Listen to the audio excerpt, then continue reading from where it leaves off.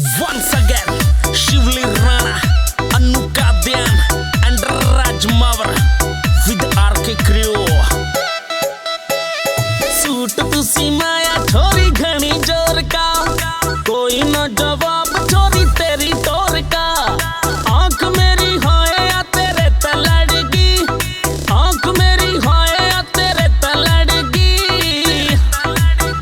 रूप तेरे ने तो हाय कति हद कर दी, हाँ रूप तेरे ने तो हाय कति हद कर दी।